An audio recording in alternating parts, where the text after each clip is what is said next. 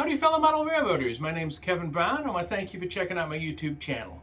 This episode we're going to go through the completion of the P&N Junction module sitting right over there on my N-scale Brownsville Terminal Railroad. I had to stop the action at the end of the last video because I needed some supplies to come in. They showed up. So rather than go through a whole lot of explanation, why don't we pick up where we left off and get that module finished. Here are the terminal strips. They came in, thankfully. And I'm starting to rough in everything I can do before I put the signals in. And so I got quite a mess here. There's my pretty much standard soldering kit, nothing fancy. So time to get some soldering done. Alright, here I propped everything up so that I could have my signals in place and not smush them. And here's all the wiring done and ready to go with any luck at all. I was going to try and show how to do soldering, but frankly there's way better YouTube videos I'm sure on how to solder. I'm kind of a hack, be quite honest. I do use soldering paste, which is kind of old-fashioned really, but it really makes for a good connection as far as I'm concerned. And with the really teeny wires that connected to the lights, I ended up just tinning them and quick touch and soldering them into place. So with any luck at all, this is all ready to go. Let's hook it up and see if it works. Well, lo and behold, everything works the first time. You can see right now everything's lined up for the main. And by flipping this, now it's lined up for the interchanging railroad. Everything seems to work. I think this is going to be neat. I imagine most of the time I will keep it in neutral. But yeah, I'm pretty happy with that. That's one big project completed. So now that the lights are all working, I went ahead and glued down the signal tower and labeled it P&N Junction. I also did a little light painting over here on the ramps. That'll blend in better with the color of the roadways I'm going to use. And yeah, I didn't have to paint all of it because the roadways will stick on, cover some of that up. But I still ended up with a bit of a problem here. There's a big chunk, a whole foot of space here. I had no idea what to put. Originally I was just going to use ground foam and thought, well, that's kind of cheating. This is supposed to be the outskirts of Brownsville, so I was trying to rack my brains what sort of thing would be around the outskirts of town near the railroad, and by golly, I came up with this. I think I'm going to make a trailer court. I found this kit on eBay. It's all cardstock kits, and it looks pretty interesting to assemble. As you can see, they've got awnings, they've got steps, and all sorts of good stuff. And here are the kits themselves. I can get without the glare. And I love the colors of these. They're perfect for the era I'm trying to model. And so that's the next step. We're going to build us a trailer court. And I'm looking forward to digging into these cardstock models and see what comes out. Stay tuned. Here we are after an hour or two at the dining room table. I got two of them assembled. One started. And here's two more to build over to the left. You can see how the roof is reinforced by bending stuff in. The tabs for putting it together. It's pretty simple, really. And down here, the colorful part is the awnings and the steps and stuff. I think this is going to be just fine. I really like these. It's a little more work to do, and then I have to seal them. But I don't know, that's turning out very nice. I just had to do a close-up of these. I think these are really nice. I think they will fit the bill nicely and be an interesting scene. Here all the trailers are assembled. And in the places I think they're going to stay, I had a heck of a time figuring out the spacing on these things. I settled on 40 foot, and it filled the space I had nicely. This is going to be Sunnyvale Trailer Park. And those of you, there's a reason for that name, and if you can come up with it, please let me know in the comments. Hint, any Canadian subscribers would have an advantage on this one. But I'm very pleased with the way that turned out. Once again, these are custom Z-scale kits, and they went together wonderfully. What a pleasant little project. They have quite a few different kits, including more trailers and regular buildings and stuff that would make good flats. They have a good web presence, so I do recommend these kits. So if you're interested in trying something different, these cardstock kits were a blast to make. So now I've got to mask the place off, and start putting some ground foam down. All right, here's the module with everything masked. I don't want to have covered with grass. I put a little parking lot here for the tower, and you see the outlines of the trailers and the road and all that sort of stuff. When I first started doing this, I followed Woodland Scenic's advice. They've got some good videos online, and I used this scenic sprayer to put the base coat of scenic cement down so that you could just sprinkle on ground foam over that. That sprayer gets that stuff everywhere. I had to mask the track, everything, and I still end up with a mess. Now I try and put it on with a brush, and so I'll do section by section. You can see here is the various, this is just fine, coarse, and underbrush in different colors. So I've got everything set, so time to start making a mess and putting some ground foam on the P&N junction.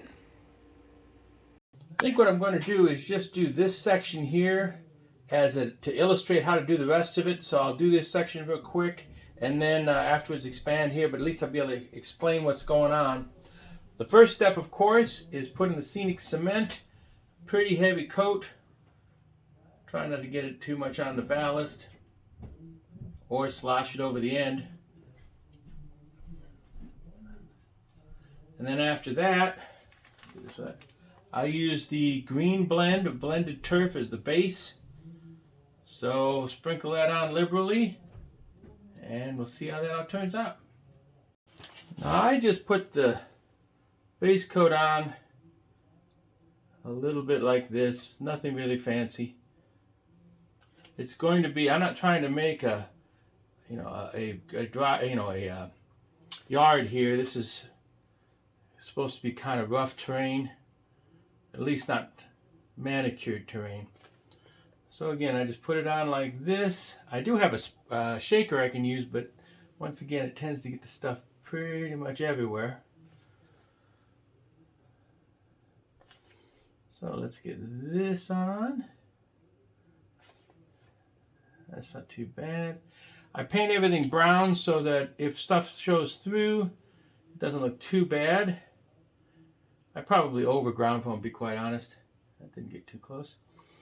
Now the next step after I put all that stuff on is I'm going to use my eyedropper, which I can find over here, and put more scenic cement on top of it. Now I put this on pretty thick. I want it to penetrate everything that's down there, and I want it also to be wet enough so that when I spread the various accent colors on it, that they'll stick as well. And occasionally I'll get a spot here that I messed up. It's easy enough just to add a little bit more there and put some more cement on. So I'll be back when this is done.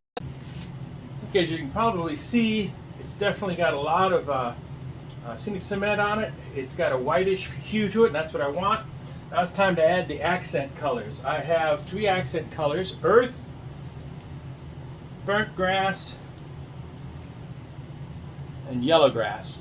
So I put a little bit of each on here just to give it the color a little more dimension. I just sprinkle it around. It can be kind of blotchy. In fact, it's probably best if it is.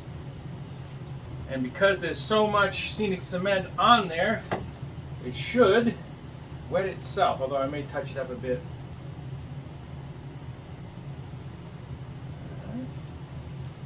And last but not least, the yellow, which I use that one very, very sparingly, but it gives a good effect.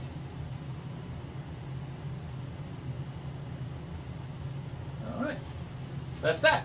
So that's all the fine turf, I should say. Yeah, all the fine turf. And now I'm going to wet it down a little bit, and we'll put on some of the coarser stuff. Okay, for coarse turf, I have two colors, medium and light green. So this stuff obviously is a little clumpier, and I just sprinkle a few bits around. If this was a manicured area, I would use this very sparingly. This is not, so I'm going to go ahead and put a little on here. So you better see the green. I probably should clump it more. I think I tend to distribute it evenly, and I don't think it should be. Try it being a little bit more distinct. Here's the light green.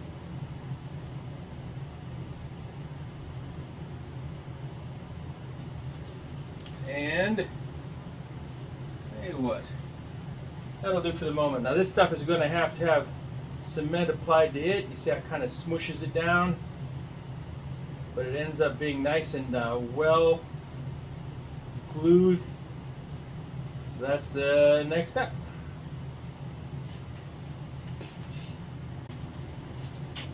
The next grade of ground foam is coarse, called underbrush. I don't use that very much. That seems to be more for wild areas.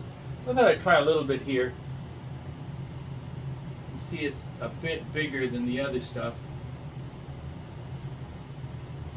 Put it on the main. I've got a light green and a forest green, which is quite dark. So I'll put a couple of them on. Go a little more scenic cement on, and I think that's going to be it for the base ground foam on this. Now, like I said, I've been pretty much following the recommendations of Woodland Scenics, except not using the scenic sprayer. And this gives quite a variety of textures and colors, and hopefully it'll look good when it's done. So that's kind of that for that section. It's a little wilder than I usually go, but I want this to be on the edge of town. We'll see how the big brush looks out when it's all done. Now I've put more scenic cement on it, of course, and because there's enough of it, it kind of wicks up and glues everything down nicely. So that's that part. I'm going to go ahead and finish the rest of this, and we'll talk about what happens next. Well, here's all the ground foam down, all the scenic cement in place. I'd forgotten how much I really like putting ground foam on. Throw some tunes on and just go to town. Now I'm going to let this dry a bit. You can see it's still very whitish, so it's pretty wet. I'm going to let it dry for a little bit, and then I'm going to start unmasking. I find it works best to take that masking tape off when the stuff isn't quite set up. So just wait for a little bit and see how it all looks when it's done. So I waited about an hour or so, hour and a half. That thing's set up a bit, but it's still actually very damp. And that way I could take the masking tape off carefully and be able to smush stuff down on the edges of the masking tape that I pulled up. All in all, it worked out quite well, actually. I always like to mop up some of the excess glue because, well, it just looks kind of icky. And now, wow, now I've got to put the road in. I'm going to be putting the gravel parking lots in, or driveways, I guess. And that's next. But I'm going to let it dry real good first. A day or two of drying later, and I went ahead and put all the gravel. I put a gravel parking lot here for the tower, and some gravel driveways back there for the various trailers. As I recall as a kid, concrete driveways were not as common as they are now, and there was a lot more gravel, so I thought I would do that here. And I just used a very fine ballast for that. That was pretty easy to do. And I also installed the road, and I love this product. This is put out, it's Bush, I don't know if you can see, it's a European product, Asphalt Street, I guess it translates to. But it's just very easy to work with, and it may not be exactly American prototype, but I can always redo some of the lines later. But I just like the way it goes down, and it makes gives a nice complete look. And I also put some small railroad crossing signs there. So basically all that's left is painting the edges. I like the front to be I've got a semi-gloss black that really stands out nicely there. And also need to do a little work on the sides too. A little bit of quick painting. I also managed to get the trailers all sprayed and sealed, so they're ready to go. So I guess a little painting and a little work here, and then we'll be to the final reveal. Stay tuned. Here's the P&N Junction module all done and in place, and I'm really happy with the way this all turned out. I think that the trailer court in the back adds a nice touch, something interesting to look at. I may eventually put a fence around the trailer court, or perhaps maybe even a line of trees between the railroad and the trailer courts. You got to kind of look through them to see. I don't know. My goal right now is just to build basic scenery on all the modules. I can always go back and add stuff. And I just point out that this completes the scene and blends in very nicely with the scene for Brownsville. So, by golly, by gosh, that's a done project. With the P&N Junction module being done, time to update the module progress sheet. And as you can see, I have still quite a lot to do, but something that I did notice that a lot of the structures I now have, I know what I'm going to do, and I even have a lot of them in stock. So, making good progress. I guess I always want to go faster than I am, but I'm happy that I'm making progress now. Getting that module done. I know I have a lot more to do, but I prefer signs of progress. And I think it completes the scene over there nicely. So I couldn't be happier. Now this is about the part of the video I usually talk about my group, the N Scale of Bloomington Normal. We have a show at McLean, Illinois on, I believe it's September 25th and 26th. It's setting up as part of an 8-show Free-Mo group. We did it once before. This time we're going to set up our N-Track modules, which should be quite interesting. Now, as far as I know, all this stuff is still going on. You never know these days. So stay tuned. I hope to feature some of that in the next video.